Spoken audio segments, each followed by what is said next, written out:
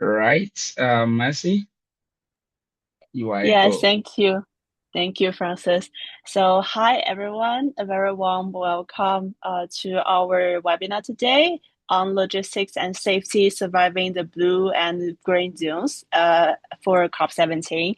This is the last episode of the webinar series of the UIC to prepare everyone, young people, to attend COP17. Before we start the session, I want to quickly understand like how many people among the participants today are confirmed to go to COP17. If you are, can you raise your hand? So, oh, okay.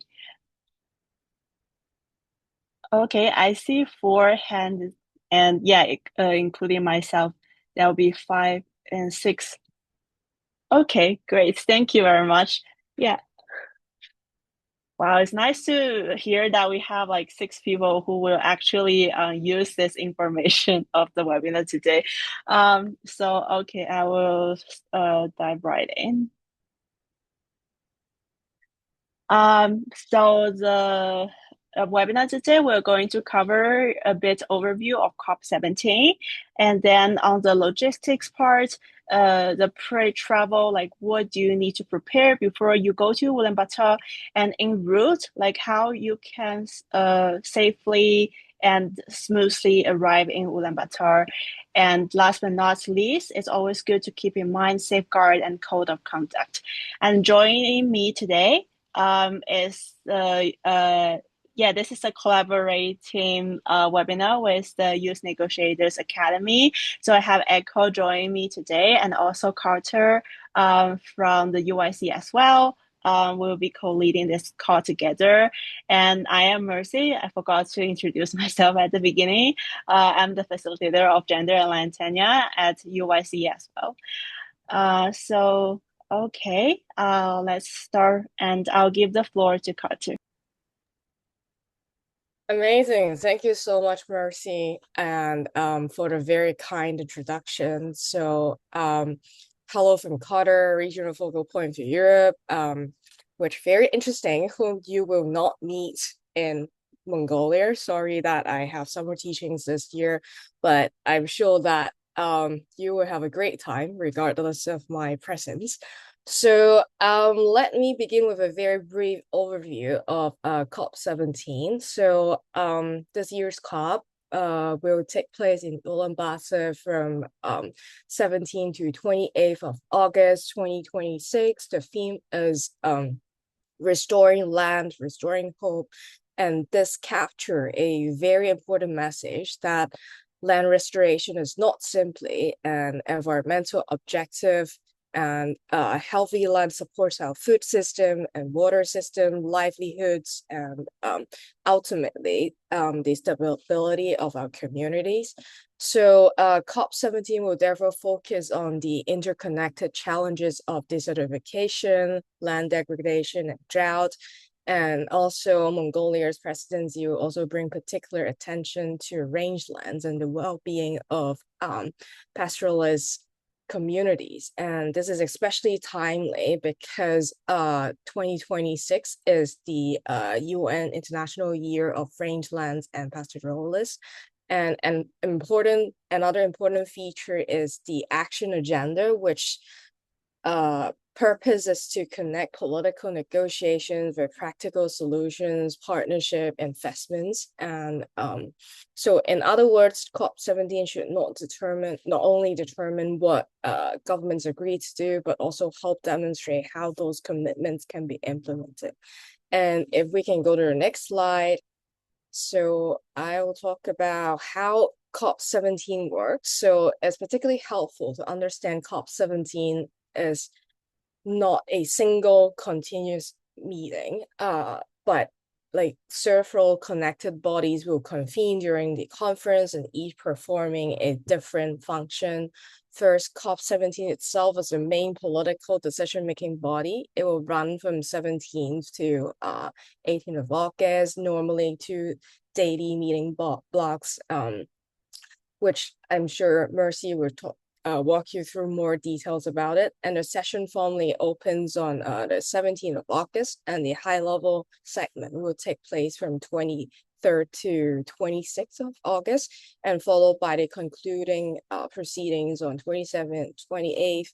And second, the Committee of Science and Technology, or the CST-17, is currently scheduled to meet from 18 to 21 of August, and its role is to connect scientific evidence with the convention's political and policy processes, and also to examine scientific and technical questions and make recommendations for considerations by the parties. And the third thing is about the Committee for the Review of the Implementation of the Convention, or CRIC 24, which reviews how convention is being implemented in practice, and its main meetings are also scheduled very closely. And yeah, so there will also be a joint CST CRIC plenary. But anyway, so it's like a stream of meetings, which for youth delegates, the key point is that different meetings provide different entry points, and we should consider whether the discussion concerns scientific evidence, implementation, or political decision-making, and to tailor the intervention accordingly. And these timings still remain a little bit tentative, so please check the daily journal and also the UNCCD conference app at the website each day for the latest program and room information. And if we go to the next slide, so very briefly, what is at stake at COP17? So the first thing is about land restoration. So regarding how countries can prevent further degradation while restoring damaged soils, ecosystem, and productive landscapes. And second is drought resilience, which increasingly move away from simply responding after a drought become a crisis. And the objective is basically to strengthen preparedness, early warning, risk reduction, and long-term resilience. The third thing is water security, which land and water cannot be treated as separate policy issues, and degraded land retains less water, while water scarcity places further pressures on soils, agriculture, and ecosystem. Then the fourth priority is rangelands and pastoralists. So rangelands sustain hundreds of millions of people, but they remain comparatively neglected in policy and investment. So COP17 provides an opportunity to place pastoralists and also other land stewards more firmly within international decision making. And the fifth, the final one, is food system and soil health, which, because we cannot strengthen food security while continuing to degrade the soil, a point which food production depends. And these priorities also intersect with finance, land tenure, gender, migration, sand and dust storm, private sector participation. And for youth delegates, this means that land policy should not be approached as a very narrow environmental subject. It sits at the intersection of climate resilience, development, justice, livelihood, and human security. And if we can go to the next slide, is a little bit more practical about, do we have the slide for the blue zone, green zone? Could be the next one. So yeah, so finally, the COP17 will be divided into the blue zone and the green zone, and these bases are connected, but they serve different purposes. So the blue zone is for the formal UN conference space. This is where the official negotiations, plenary meetings, subsidiary body sessions, and many accredited side events will take place, and access is limited to participants who have properly registered and accredited. And then for the green zone, it's designed to be a more open and inclusive space for public engagement. It will host exhibitions, discussions, cultural programming, presentations, and it's intended to connect governments and negotiators with communities researchers, young people, businesses, and the wider public. So for youth delegates, we should not think one zone as important and the others as secondary. So the blue zone is where formal decisions are negotiated. The green zone is where we can build public understanding, exchange ideas, and showcase solutions and develop relationship with a wider range of stakeholders. So the practical advice is basically to plan your movement between your zones carefully, check whether an event requires accreditation, allow sufficient time to move between venues, and avoid building a schedule that leaves no room for informal conversations, which is something that is very, very crucial as well during any COP. So yeah, especially those valuable exchanges really happen between formal sessions. And to wrap up, our role is basically to bring community experiences and youth priorities into the formal processes, while also translating negotiation back into language and action that people outside the negotiation rooms can use. Yep. So that's all from me for this part. I'll pass it back to Mercy. Thank you, Carter, for this very comprehensive overview. Just to remind everyone, we have a dedicated Q&A session at the end of this meeting. So we will not take any question during the presentation. And just one thing to add from me on the blue zone and the green zone, because you can see on the map, it's a very vast space. And a very practical advice I got from others is that to bring a comfortable and good working shoes.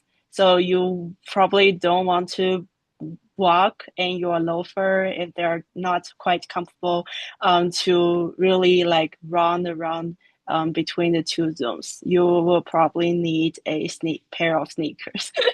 So yes, so that's the wrap up the first part, the overview of COP17, and we will move on to the second agenda item, which is to how we can prepare beforehand our travel. So I will give the stage to Echo. All right.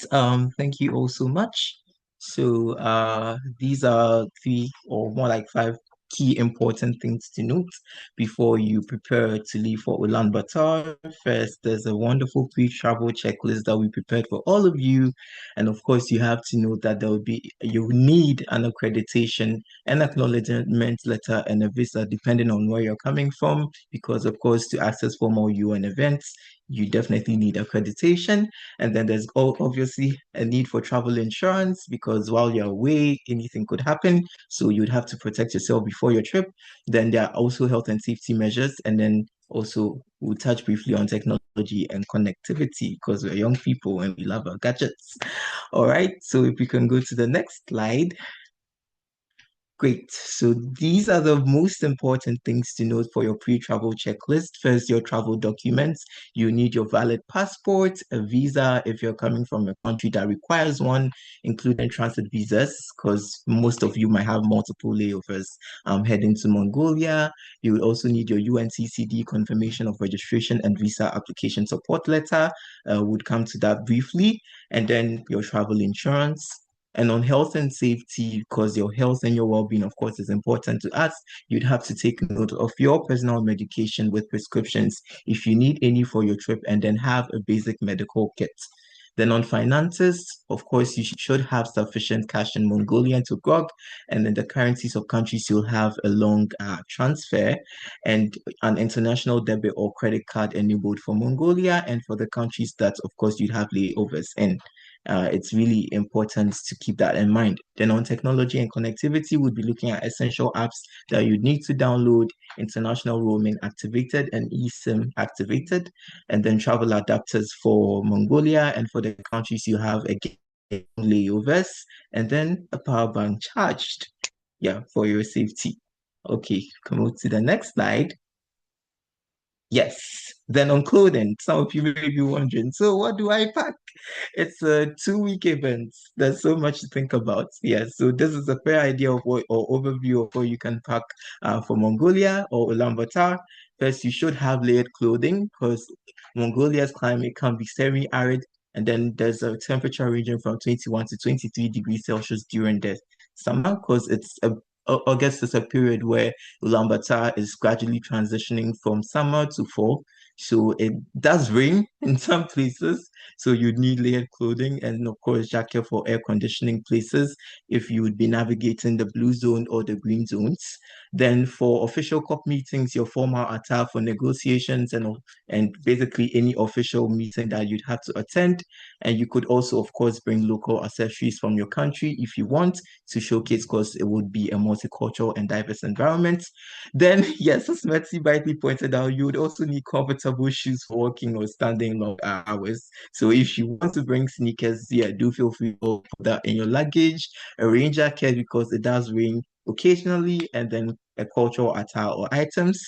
Then on preparations, you should know basic Mongolian phrases to talk to locals, because if you're in a new country, you should learn how to say hello, thank you, please. And most importantly, if you want to navigate a place, say like going to the restroom or finding a new location, it's always important that you familiarize yourself with a few of this. Then on emergency contacts, please do save them on your the hospital's emergency contacts, that of the police and ambulance in case something happens. Download your languages offline on Google Translate. Please do that offline. You could have your mother tongue and, of course, know your Mongolian translation offline. It's very essential. So please remember to do all of these before you depart for Ulaanbaatar. And if you can go to the next slide. Yeah, okay. So now we are on the interesting things like your accreditation, acknowledgement letter, and then the visa. Yeah, so it's also a process that most of you might need to be familiar with. For instance, your visa, if you're coming from a country that requires one, you'd always be asking or wondering, do I need a visa to go to Mongolia, or do I need a visa to transit to other countries? Yes, a visa is required for some countries. So depending on your nationality, you may be required to obtain a visa to travel to Mongolia. Please do feel free to check the visa-free list, because there are, of course, countries that do not require one. So you have to check if your country is in that list. If your country is there, you can transit to Mongolia without a visa. But if your country is not, you need a visa for your time in Ulaanbaatar. So verify whether your nationality requires a visa to enter Mongolia or not. And the application process. So this is how it works. First, visit the COP17 visa portal. We'll drop the link in the chat to kickstart your e-visa application process. And what would you need for this? You'd need first a recent passport style photograph with a white background, ideally no smiling in your passport photos, a color copy of the biodata of your valid passport, so ordinary official service, anything, and then a copy of your COP17 confirmation of registration, and then visa application letter. Right. Great. So this is what the acknowledgement letter looks like. So a lot of letters might be going around.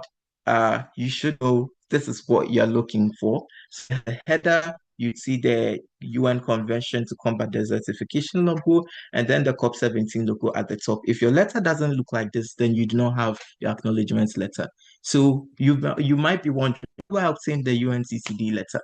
There's a wonderful process that you have to follow. So first visit the Indigo platform. It's the official UN platform for events. So you go to Indigo, the HTTP link is available. You click on that. Once you click on the link, there's a part that says register now.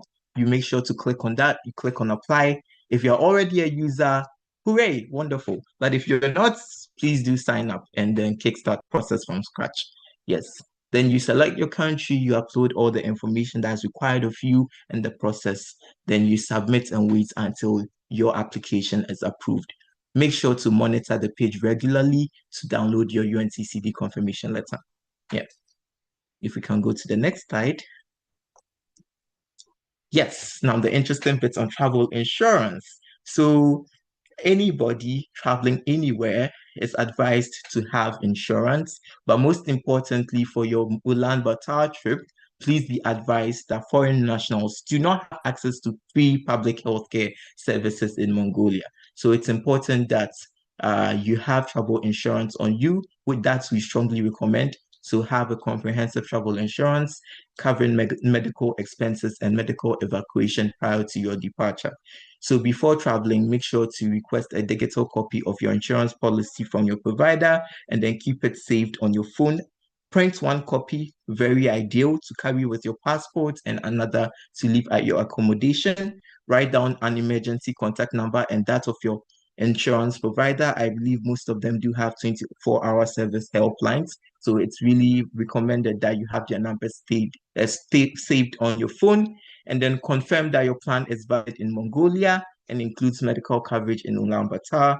So make sure not to opt for any travel policies that are not valid in Mongolia. Otherwise, you pay money and it wouldn't be very useful to you. If we could go to the next slide. Great. Then still on health and safety, please bring your personal medication. Bring any personal medication required for existing medical conditions. All right, as specific medications may not be readily available locally. So we advise you to carry sufficient supplies for the duration of your trip. Keep medications in their original location. It's very essential for checks at customs or immigration while you're going through airports, and bring copies of your prescriptions, including generic names, particularly for prescription medicines, your eyeglasses, contacts, whatever medical supplies that you usually have. And also carry your health insurance documents. I've already spoken about that. And then keep copies of all your forms and anything that's required, emergency contacts that you may need while you are in Ulaanbaatar. And a key point to note also on animals and local health risks: we strongly advise you to avoid contact with wildlife. I know some animals can be very cute and it might be really tempting to, go pay them a visit, but we advise that you keep contact away from wildlife because some, of course, may carry diseases and we wouldn't want any animal to human transmission of infections. Use insect repellents. Ticks, mosquitoes, they could be anywhere.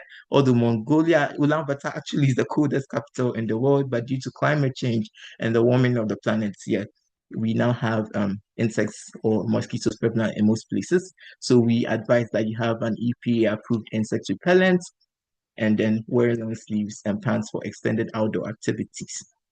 Then on food and your water hygiene, of course, being a foreign national in another country is also important to note how you can eat safely and drink water safely. So please do drink bottled water and make sure to avoid plastics. So carry a bottle in your luggage that you could always refill. Drink bottled water or boiled water and avoid raw or undercooked foods. And practice careful hand hygiene to reduce the risk of any form of illness. All this is to make sure that you're safe while you've traveled. Great. Then the interesting part, technology and connectivity, because most of us may be Gen Z or millennials, we have gadgets. So you're wondering, how am I going to communicate while I'm away? Do I need a SIM card? Yes, you do need a SIM card while you're away in Ulaanbaatar. So Mongolia has 4 main mobile networks. So this is Mobicom, Unitel, SkyTel, and then G Mobile. You can opt for any of these cards. But Unitel and Mobicom are like the two largest networks, and they offer the best coverage and fastest data speeds. You can buy like a physical card, SIM card, right after you land at the airport. So you simply have to just look for an official provider who's at the Chinggis Khaan International Airport, which is where I believe all of us would be landing in the arrival hall. And you can also buy your SIM cards inside Ulaanbaatar if you're not able to get one at the airport. Just make sure to visit the official flagship stores near the Samkata Square or inside the State Department store on Peace Avenue. And you must also bring your physical passport to the store to register your local SIM card. All right, make sure to do so. And Ulaanbaatar has excellent networks. However, it's important to know that signals can drop completely in crowded places, such as the COP venue or any remote parts of the countryside in case you decide to go sightseeing. So make sure to always be in places that are convenient for your internet in order to communicate, and then download offline maps that could help you navigate the city, like maps.me or Google Maps, before you leave the capital city. That's if you decide to go sightseeing during weekends when cops are not in session. Okay, if we can go to the next slide. Yeah, great. Again, another important point to note on technology is the type plug type in the country. So it's also something that we are also very curious about. So Mongolia uses type C plugs, and then these plugs have like round two pins, at the edge. It looks like that right here, as you can see in the picture. And the country also uses type E and type F plugs. So these plugs have like two round pins, F clips.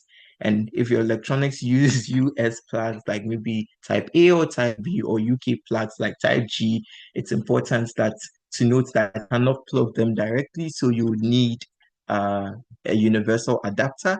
So we strongly recommend and advise you to buy a high quality universal travel adapter before your trip. You can find them on most online platforms like Amazon, or depending on your favorite online e-commerce shop. Make sure to purchase one before you travel. And then you can also find them at most international airports. One, Chinggis Khan, you can get a universal adapter over there. So choose one that supports type C, E, and F outlets, so that it will be very convenient for you to charge or plug in your devices while you're away, or even while you're on your flight. Wonderful. If we could go to the next. Oh, okay. Now over to you, Mercy. Yes, thank you, Echo, for the very wonderful presentation. I personally learned a lot regarding how I should prepare, especially with SIM card, because I think this is something people tend to forget. And, sometimes you just don't have signal and you are very desperate to find a place to get a SIM card. So that is very critical information to have. So thank you very much for that. So as Echo covered, all the essential preparation before you go to Ulaanbaatar, let's talk about how you can eventually get there, what will happen en route. So as I already mentioned, if you are traveling internationally, I guess most of us are, your destination will be Chinggis Khaan International Airport. And the airport is around 30 miles away from the Ulaanbaatar city center. So if you decide to take a taxi, it will probably take you 40 to an hour from the airport to get to the city center, depending on the traffic. Because I heard that the traffic can be really bad during rush hour. So I think it's also one thing to keep in mind if you are arriving in Ulaanbaatar during the rush hour. However, if you decide that you want to take public transportation to go to the city center or wherever you stay, there are also public transportation service operates 24 hours on certain routes. I would recommend you to go to the Chinggis Khan International Airport website to check the route to see what are the exact stop in during the route. If you have any stop nearby your hotel or Airbnb, that would be great. You can simply take the bus. And also important to check the timetable for the bus, because it runs strictly to the timetable. And another thing is that for some people, if you are arriving in Ulaanbaatar during the early morning hours, it would be highly recommended to double check the bus route, because although they claim that the public transportation operates 24 hours, there are actually very few route services between midnight and 5 a.m. So if you're arriving in Ulaanbaatar during that hour, you will probably need to consider taking the taxi. But yeah, you can also go to the website and just check on the bus route. And on accommodation, if you haven't booked your accommodation, we recommend you to look for hotels and Airbnbs near the venue, so that it will not take you too long to go to the venue every day, especially in bad traffic. And on the right, you can see here is a list of hotels that are closest to the main venue recommended by the COP host country. You can find the relevant information on the COP17 official website. And if you haven't booked any hotels, maybe you can start checking out the availability of these hotels on travel agent websites, for example, booking.com. It is also recommended to compare prices with Google, because you can easily do that. Google will run an analysis and help you pick the best rate you can get for your accommodation. Then move on to local transport. To travel around within the city of Ulaanbaatar, there are normally 4 ways. The first one is to take a bus. The bus is 1,000 Mongolia Turgric per ride. And if you are thinking about taking multiple bus rides, for example, you live in a hotel where you can reach the venue by bus like very easily, you might consider getting a U-Money card, which is a official transportation card. You can get the card at any convenience store. And one benefit with the card is that you will enjoy free travel within 30 minutes. So if your daily commute to the venue include one transfer, I would personally recommend you to get the U-Money card, because it will save you actually a lot of money. Then the second option is to take taxi, and always prepare cash when you take taxi in a foreign country, because sometimes they might not accept cards. And you might also need to consider to negotiate fares before you start your ride, just to keep your pockets safe. The third option is ride-hailing services. So the UB cab is the equivalent to Uber, but in order to create a UB cab account, you will need a local phone number. So if you do what Echo just mentioned, like how you can get a local SIM card or eSIM card, you will get a local number, which will enable you to create a UB cab account. I think it is really convenient because taxi is not available at every minute. So, and also if you want to avoid like negotiating fares with the driver, especially with the language barrier, you might consider getting a local number and download the UB cab. Last but not least, there are also bike sharing services in the city of Ulaanbaatar. So there are EcoBike and Tapa. These two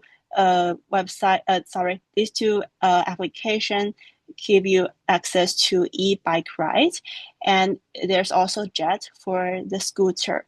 So you will need to download their app on your phone beforehand and probably load money to your account to be able to start a ride.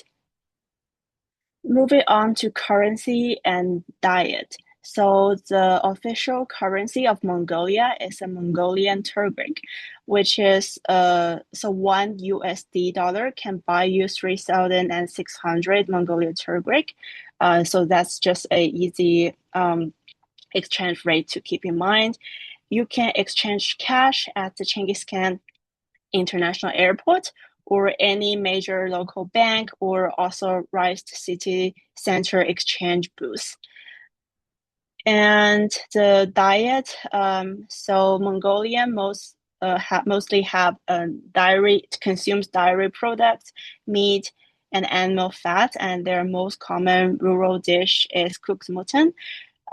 So if you don't really consume this diet, just to keep your stomach safe and to make sure that you have like daily energy support every day, you will probably need to consider bringing your own quick snacks. Just to be in case if you are not quite used to the local food there. Because taking myself as an example, I'm lactose intolerant and I personally don't eat mutton. So I'll probably need to avoid these two options and bring some snacks from my home. So moving on. So during COP17, the Youth Caucus have prepared very diverse events for the youth delegates, and all of the events will be focusing on youth engagement, youth-led voices, youth-led project, youth-led discussion during COP17. So here is a quick calendar. So throughout the whole COP17, which is from August 17th to August 28th, the Youth Caucus will hold an official pavilion called the Children and Youth Resilience Pavilion.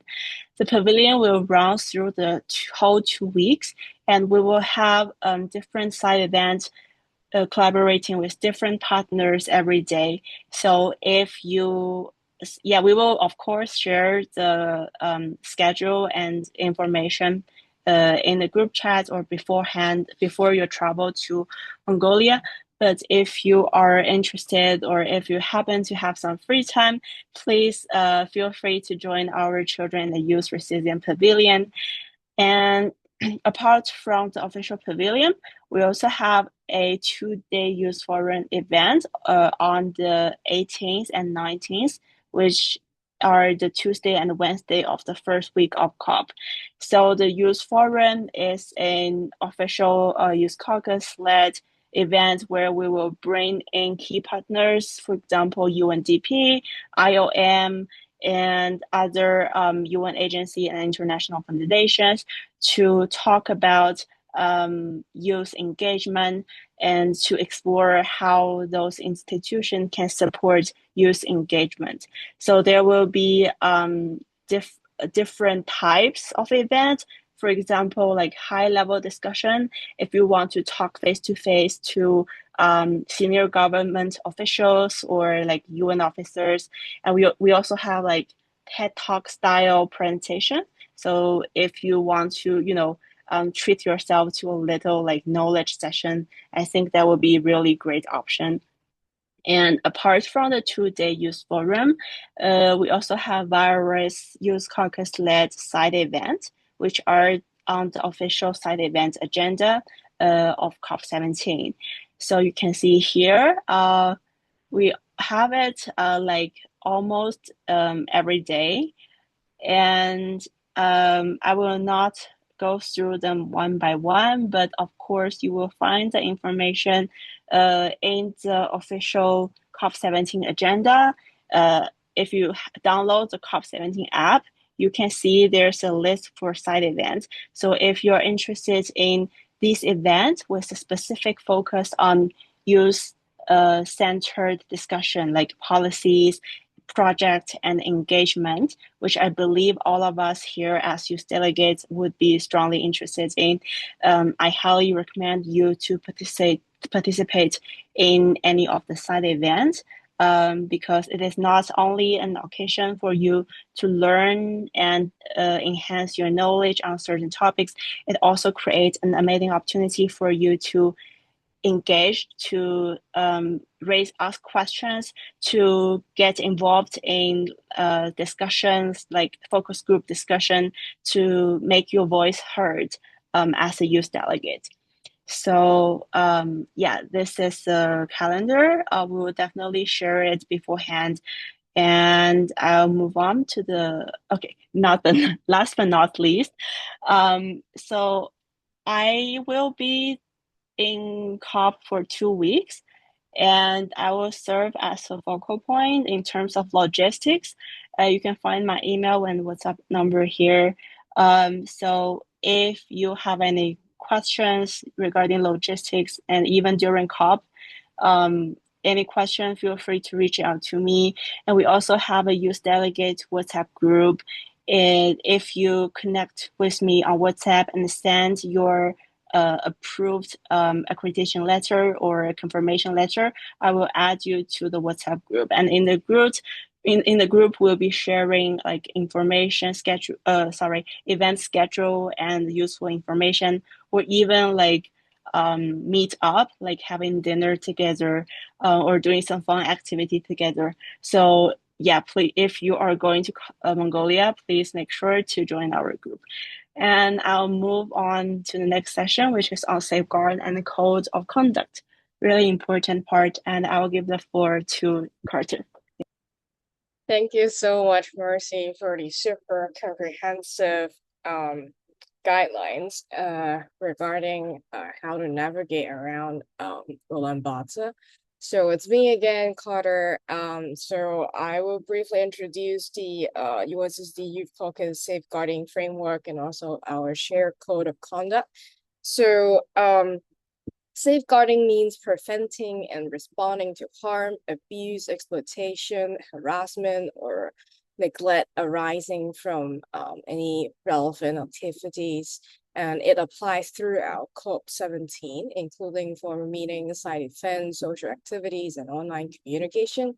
And our starting point is simple, that everyone has the right to participate safely and with dignity. And our approach is guided by the principles of doing no harm, protecting the best interests of children and youth, respecting confidentiality, and responding in a survivor-centered manner. And safeguarding is not only the responsibility of the designated focal point. Every participant contribute to a safe environment.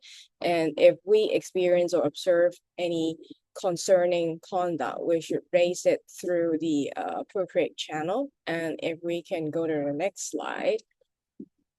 So in practice, we treat everyone with respect, maintain professional boundaries, and make room for diverse voices. We must also maintain conscious of power imbalances, differences in age, seniority, institutional position, or access to opportunities. Should never be used to pressure or exploit another person. So bullying, intimidation, discrimination, harassment, threats, humiliation, physical violence, everything sounds completely terrible. They're prohibited, of course. And sexual exploitation and abuse are also prohibited, including any attempts to exchange money, opportunities, access, or preferential treatment for sexual attention. Retaliation is equally unacceptable. No one should be penalized, excluded, or intimidated because they raised a concern in good faith or supported someone who did. So participants should also ideally avoid alcohol, tobacco, and other intoxicants during official youth caucus activities, and impairment can weaken judgment, blur professional boundaries, and increase safeguarding risk. And the basic test is pretty straightforward, as in, does my conduct respect the other person's dignity, consent, boundaries, and freedom to participate? Yeah, so that is the core thing that we all have to ask ourselves throughout. And if we can go to the next slide. So safeguarding also cover photographs, personal information, and digital communication. And participation in the COP17 does not amount to automatic consent to be photographed, recorded, tagged, or discussed publicly. So please ask for an informed consent before publishing someone's image, voice, or story where a participant is under 18. Appropriate parental or guardian consent is also required, and never disclose someone's contact details, accommodation, school location, or travel arrangements without explicit permission. And images and stories must also portray children and young people with dignity. And please keep meeting links, passwords, and participant lists confidential, and use official channels for the Youth Caucus communication, and don't contact a minor privately through a personal messaging or social media account. And if you encounter cyber harassment, phishing, unauthorized recording, or data leakage, preserve the relevant evidence and report it promptly, and do not amplify the harm by circulating personal information or screenshots through group chats. And so before posting, just really pause and ask, do I have consent? Is sharing this necessary? And could it expose someone to harm? And again, that is something that, yeah, we have to keep asking ourselves. And if we can go to the next slide.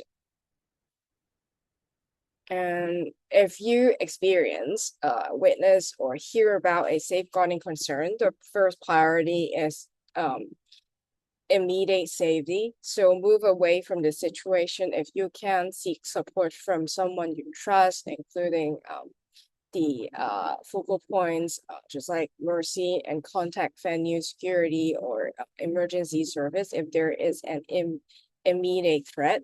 And yeah, the next thing would be yeah, again, report a concern to the facilitator team, and reports may be verbal or written, and you do not need complete evidence or certainty that a formal violation occurred before raising a genuine concern. And if someone disclose an experience to you, listen calmly and respectfully. Do not blame them, challenge their account, or press them for unnecessary detail. Also, do not promise a particular outcome. And please do not confront the alleged perpetrator or attempt to investigate independently. This could increase the risk to the person affected and also compromise a proper response. And information should be shared only with those responsible for responding. Do not circulate names, allegations, or screenshots in group chats. So yeah, overall, the key thing is to listen, protect confidentiality, and report through the proper channels. And you do not need to resolve the situation yourself, but you should also not ignore it. Yeah, so that's pretty much sums up the safeguarding protocols, and I'll pass it back to Mercy.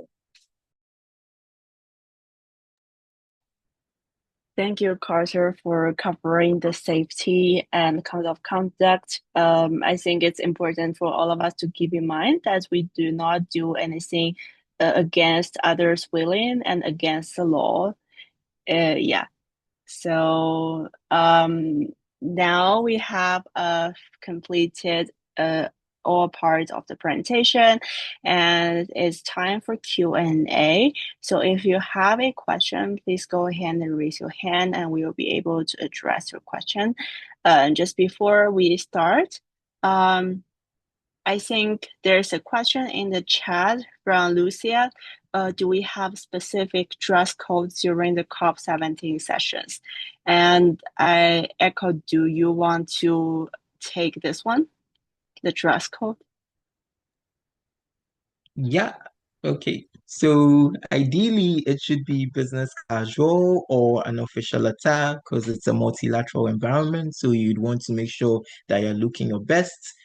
So make sure to dress business casual or in a formal attire, preferably. Or if you're coming from your home country, please come also in your cultural attire, to showcase our diversity, as well. So yeah, feel free to dress appropriately, business casual, cultural, or in a formal attire. Over to you, Mercy. Yeah. Yes, thank you, Echo. And also just to add one thing, I know a lot of participants, they will bring their traditional dress or traditional outfit to COP17. And especially during the Land and People's Day, you'll probably see a lot of people in their own like dress of their own culture. And I think it's a really amazing opportunities if you want to share your culture and your amazing dresses. So yeah, any other questions?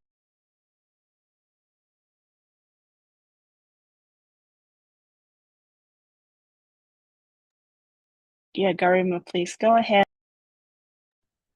Hi, thank you. First of all, thank you for such an informative session. It really helped a lot. I was here making notes. I didn't even know I needed. So thank you so much for such an informative session. I just had one query. Upon our confirmation and also on the website, it was given that bus shuttles may be available from the airport to the venue. And I wanted to check if that's still like available or not. And another thing that we were told was that from the list of hotels that were listed on the official website, there again may be a shuttle service from the hotel to the venue available. And I wanted to check on that, like if that's confirmed or not.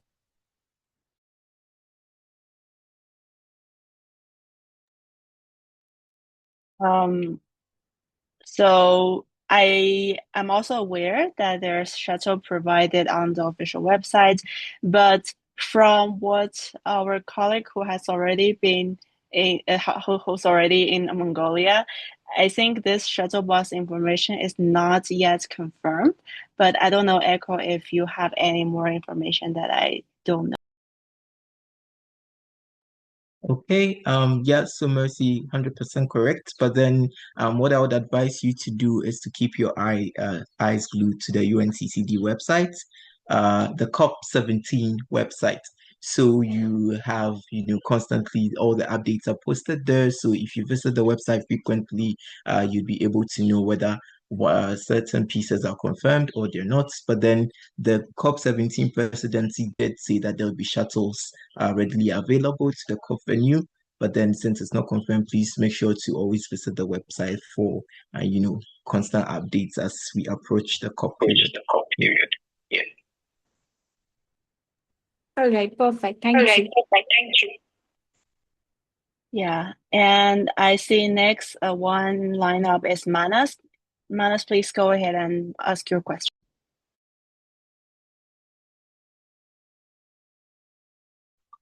Ma'am, am I audible? Yes, we can hear you. Yes, yeah, audible. Please go ahead. Very good evening, ma'am. The thing is that I really enjoy this conference. I learned a lot about the same.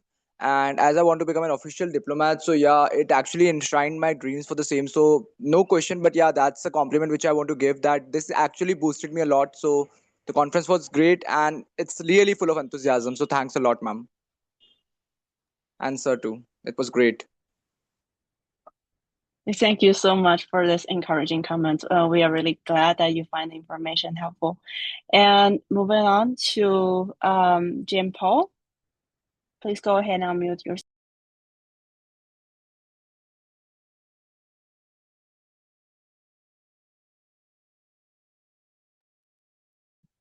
Jim Paul, are you able to unmute? Thank you so much. Can you hear me? Yes. Thank you so much. I just have one question, and thank you so much for this meeting for clarification for traveling today. I want to ask for participants who have submitted all requirement documents like a visa, commission confirmation letter, passport for funding, but we are not yet get any feedback still now.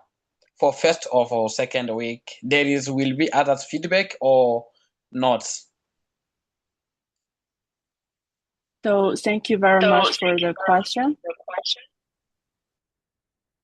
Yeah. So as you probably know, that the funding remains a challenge for everyone traveling to Mongolia with everything going on in the international diplomacy and politics landscape.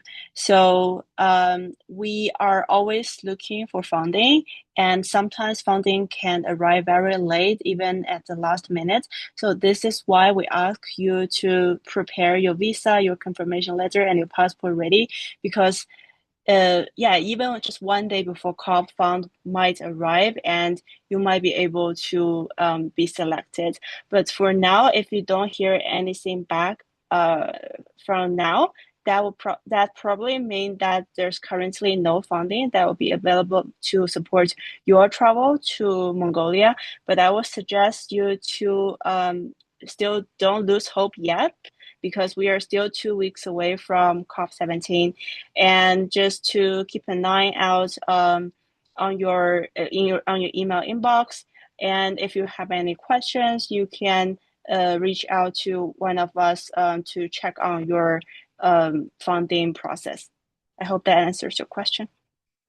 And Jessica, I think you are next one. Yeah, thank you so much, Messi. How can we have your email so that maybe we can start reaching out to you? I will leave my email in the chat. Sorry, I was hearing my own echo. But Jim Paul, I will share my contact in the chat. And I think Jessica is next one up. Jessica, please go ahead and mute. Thank you for all the information. It was really helpful. Unfortunately, I wasn't able to attend the last webinars you had, and I saw you recorded this one. So did you also record the other ones, and can I find them somewhere? Yeah, we definitely have recorded the previous one. I am not sure, Francis, are you able to take this question?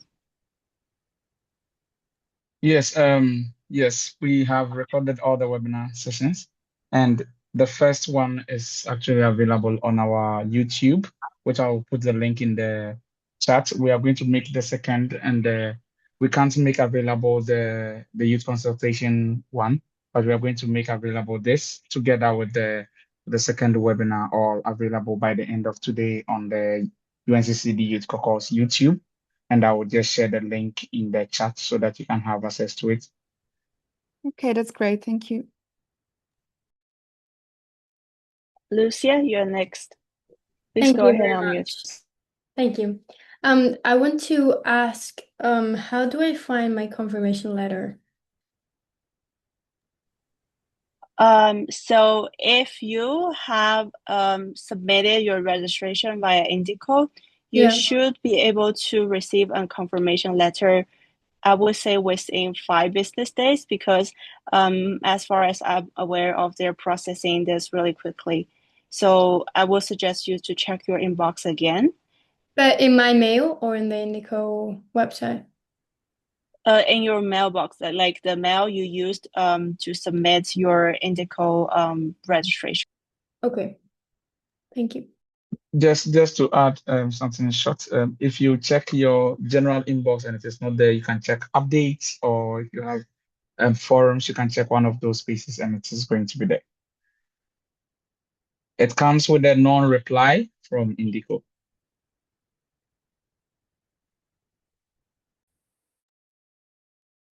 Yeah, I hope that you will be able to find your confirmation letter.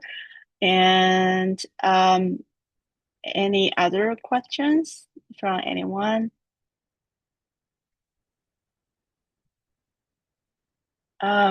If not, I will be closing the session now because we just stopped right on time. So again, thank you everyone very much for attending this webinar on Mercy. logistics. So Yeah. yeah. Just to mention the group photo before we leave. Yeah. Mercy yeah. doesn't want to have a photo before she leaves. Right. I told Echo that I will most likely to forget it, and yeah, I forgot it. Yeah, so everyone, and if you are able to turn on your camera, let's take a group photo together. And Francis, will you be able to take the photo? I'm counting on you to do this.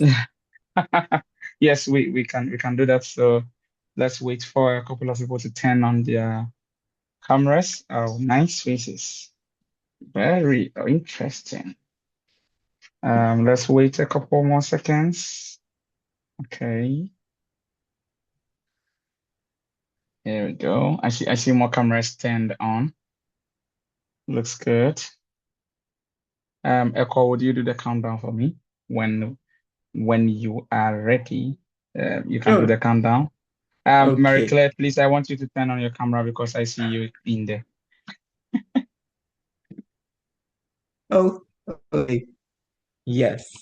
So we're about to capture this special moment together. So everybody, please do smile broadly, and put an emoji or anything that, is fascinating for you. And then we say cheese in 3, 2, 1. Smile, everyone. All right, Yeah. let's capture another one with your favorite emojis. Please do leave your smiles and your emojis as well. Yeah, I see Marie Claire now. Let's make sure to capture Marie Claire. Okay, yeah. In 3, 2, 1, smile, everyone. And there we go. Thank you guys so much. Yeah. Yeah. All right. Yes, thank you guys so much for attending this webinar. We hope you really get all the necessary information you need before you travel to Ulaanbaatar. And if you are confirmed to go there, please don't forget to reach out to me and join the WhatsApp group chat, because we'll be posting a lot of relevant information there. And I bet you don't want to be left out, if we're going to do karaoke together.